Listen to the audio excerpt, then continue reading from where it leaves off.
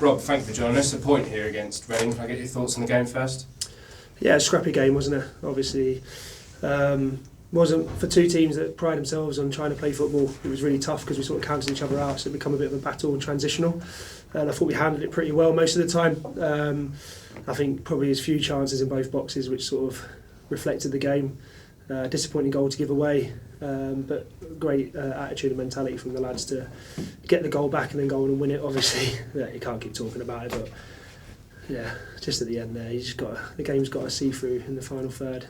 That there's even 4 minutes in a game like that in the first place, and then the opportunity at the end, it could have been something, could have been even better. But I just asked the lads, please be a reflection of me in terms of your mentality and your desire and willingness to run, willingness to give everything. And ironically, probably all the tactical stuff went out the window because of the state of the game, and obviously the pitch, which I think is documented, obviously was poor, so we weren't able to play, and it was dry because of the heat. Ben does an amazing job, the groundsman, but obviously it's getting to that stage of the season where it deteriorates. So the work they've done to keep it as is was brilliant. But yeah, once it gets dry and sticky, it's hard to play for both teams. Reading are a fantastic footballing team, so. Yeah, that's it really. I was just pleased with the fight and the determination, the willingness, considering where the squad's at. We're completely depleted again. So I'm proud of all the lads.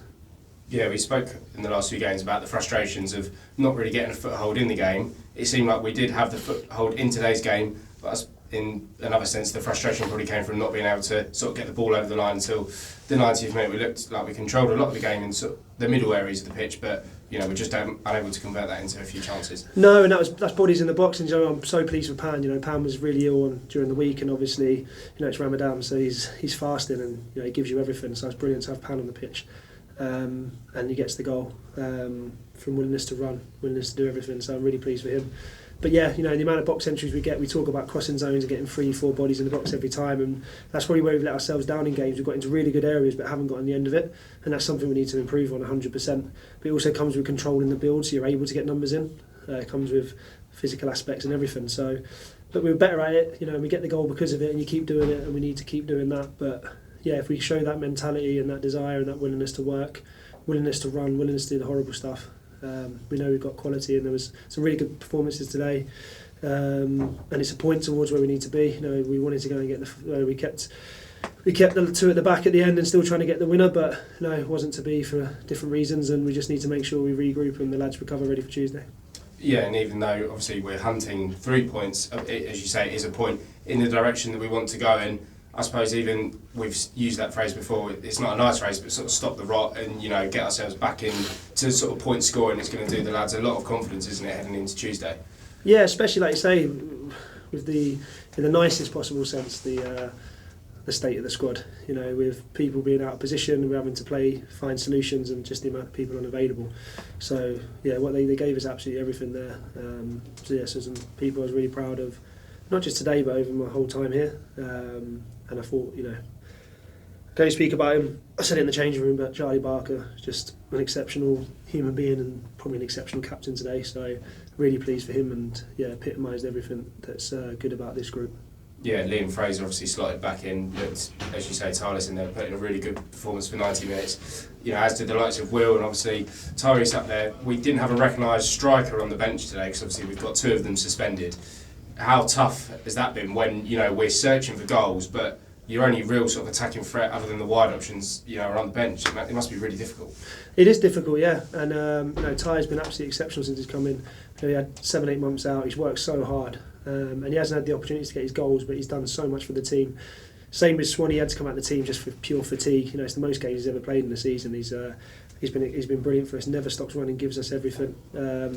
Liam Fraser just is playing with a gash that won't close, 8 stitches in his leg, and that's just elite mentality. He is, and he would give everything, and he's been a fantastic addition and a fantastic human. And the big thing for me will be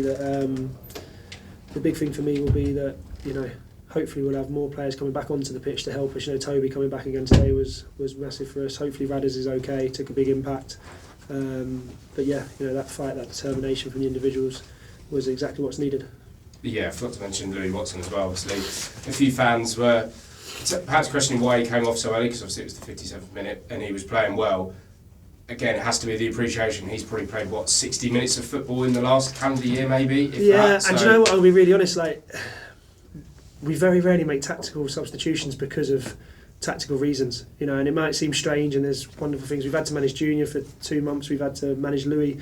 Louis played 45 minutes on Tuesday night. He's now played 58, I think he got to, but we can't risk Louis getting injured, and obviously he's missed 8 months of football, you know. Addy obviously as well, you know. Unfortunately, the state we're in, we're having to manage bodies because we can't lose any more, you know. It's getting to that stage, and that's a wider issue that we obviously need to address, but yeah, I understand sometimes it can be frustrating. You think someone like Louis, who was fantastic, by the way, absolutely fantastic, has to come off, considering how rusty he must feel. But you have to do it for the good of Louis, because you want to see Louis on the pitch as much as possible between now and the end of the season. So I completely get it. But yeah, I thought Pan come on, gave us energy, and obviously gets the goal. So it's going to take a lot of players for us to get, you know, keep rolling forward, get the points, and be safe. Then we need to obviously manage those situations best we can. And obviously, yeah, I'll be honest with you, trying to figure out what you can do up front. Gav, who's been exceptional behind the scenes as a leader and as a person, coming on, I thought he affected the game and give us that bit of bite, and he'll be disappointed the minutes he gets, and I completely understand, but you know, he's an important part of it as well. So it's not just one or two, it's a collection of players that genuinely care and want to give everything, and they're the ones that we need to rely on. Brilliant. Just going back to Charlie, obviously still a very young player. What is it, his qualities that made you pick him as captain? Just first and foremost, the person he is, and then I think secondly, it's just mentality, elite mentality.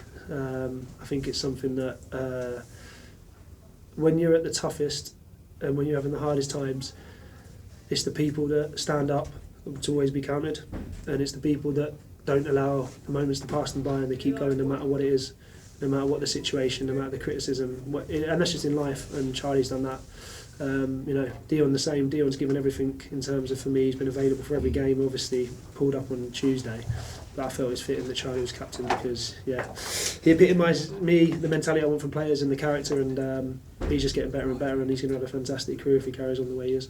And mentioning Dion there, any update on him? I know you said he was having scans on Thursday. Yeah, hopefully Dion isn't as bad as we think, should be back in a bit, and obviously yeah, Dion went from not playing for 4 or 5 months to playing every game, so you know, that takes a toll on him, but yeah, fingers crossed we'll hopefully get some positive news for Dion in the next week or so.